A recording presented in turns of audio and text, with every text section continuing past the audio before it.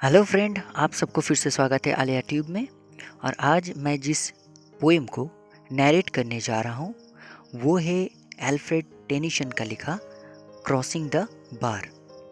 ये जो कविता है इसे 1889 में लिखा गया था। ये एक एलिजी पोएम है।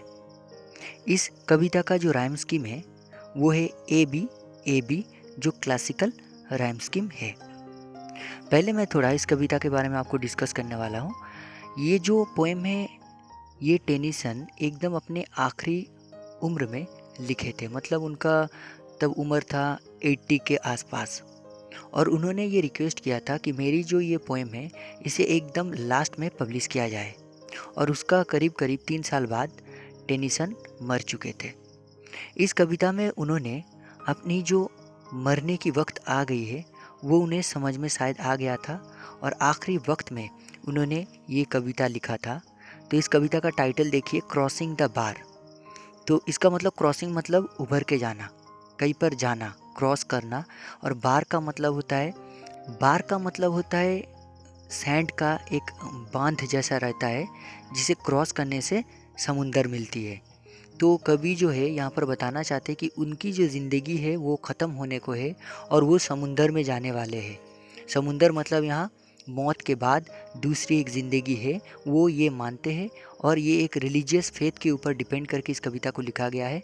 तो कवि बोलना चाहते हैं मेरी ज़िंदगी ख़त्म हो चुकी है, अब मुझे जाना चाहिए, मेरी जाने की वक्त आ चुकी है और मैं अभी क्रॉसिंग द बार, इस बार को मैं पार करूँगा और समुंदर में चला जाऊँगा। जो मृत्यु के बाद ज़िंदगी होती है, आफ्टर डेथ, उसमें मैं पहुंचने वाला हूं। इस कविता में टोटली 16 लाइन है, 4 स्टांजा में 4-4 लाइन करके। तो आइए इस पोएम को शुरू करते हैं। Sunset and evening star and one clear call for me. Sunset का मतलब है सूरज का डूबना। इवनिंग स्टार होता है जो नॉर्थ पोल में जो स्टार दिखाई देती है, तारे, उसको यहाँ पर दिखाया गया है। तो शाम आ चुकी है, दिन ढल चुकी है। इसका मतलब पोएट की जो ज़िंदगी है वो ख़त्म होने को है और रात आने को है, मतलब मौत के करीब वो जा रहे हैं। इसके बाद जो होगी वो अंधेरा, मतलब मौत। तो सूरज डूब चुकी है और इवनिंग स्टार दिखाई दे रहा है और मुझे एक क्लियर सा कॉल आ रहा है, मुझे आवाज़ सुनाई दे रही है कि उस पार से मुझे बुलावा आई है। And may there be no mourning of the bar when I put out to sea. और मुझे पता है कि शायद जब मैं इस बार को क्रॉस करूँगा तो कोई बाधा, मॉर्निंग का मतलब होता है कि कोई बाधा नहीं रहेगा इस बार को क्रॉस करने में। एकदम शांति के साथ, एकदम कोई बिना रुकावट की मैं उस पार चला जाऊंगा, समुंदर में मैं कूद जाऊंगा, मतलब मौत को मैं गले लगा लूँगा। तो पोएट को अपनी मौत से कोई गिले या शिकवा नहीं है, वो चाहते हैं शांति के साथ मौत को गले लगाना। अब दूसरी स्टैंजा में पोएट ने बताया है, but such a tide as moving seems asleep too full for sound and foam. और जो ये जो लहरें, टाइड का मतलब होता है लहरें जो जा रही है, आगे बढ़ रही है, वो लग रहा है कि सोया हुआ है, मतलब कोई आवाज़ नहीं है, एकदम शांत है। लेकिन उस लहरों में बहुत ज़्यादा साउंड और फोम का मतलब होता है झाग। एकदम साउंड और झाग से भरी हुई ये लहरें आगे बढ़ रही है, लेकिन अभी ये शांत है। पता नहीं कब ये अपना पावर दिखाएगा और मुझे मौत खींच लेगी। When that which drew from out the boundless deep turns again home। और ये जो लहरें थी जो आगे बढ़ रही है, शांत स्वभाव से आगे जा रही है, सबको घर जाना है। टर्न्स अगेन होम मतलब सबको घर जाना है। जो कोई भी, when that which Drew from out of boundless deep. Boundless deep का मतलब होता है जिसमें कोई बाउंडेशन नहीं रहता। डीप मतलब एकदम अंदर। जो कोई भी पैदा हुआ है, विच ड्रू मतलब जो कोई भी पैदा हुआ है उसे घर वापस जाना है। तो मेरा भी वक्त आ चुका है, मुझे भी वापस जाने की तैयारी अभी करनी है। नेक्स्ट स्टांजा में कवि बताते हैं, twilight and evening bell. Twilight का मतलब होता है दिन ढलने के बाद जब शाम आती है, उस वक्त देखिएगा ना अंधेरा रहता है ना उजाला रहता है, इस वक्त को ट्विलाइट कहा जाता है। एंड इवनिंग बेल, चर्च में देखिएगा कि जब शाम होता है तो चर्च में एक घंटी बजाया जाती है, इसका मतलब कि रात आने वाली है।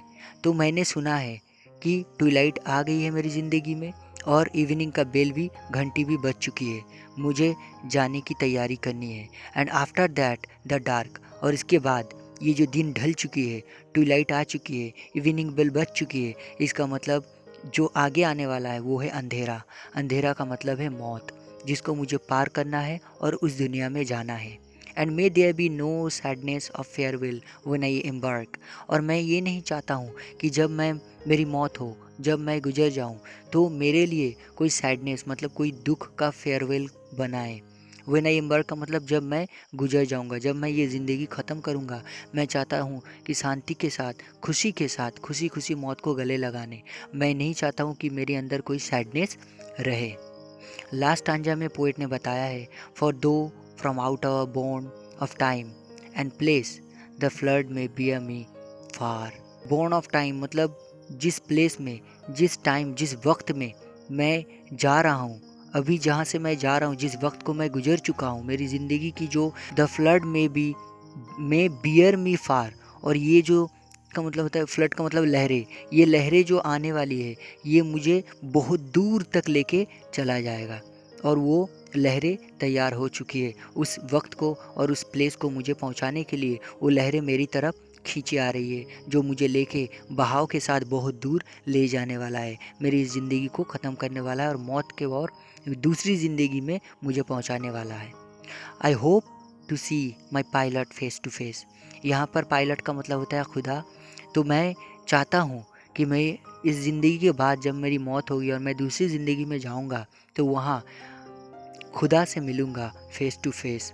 When I have cross the bar, जब मैं इस बार को क्रॉस करके समुंदर में जाऊंगा, दूसरी ज़िंदगी में जाऊंगा, तो मुझे उम्मीद है कि मेरी जो खुदा जिसने मुझे बनाया था और जिसने मुझे ये ज़िंदगी दिया था, उससे मैं फ़ेस टू फेस मिलूंगा, और उसके लिए मैं बेचैन हूँ और मैं तैयार हूँ।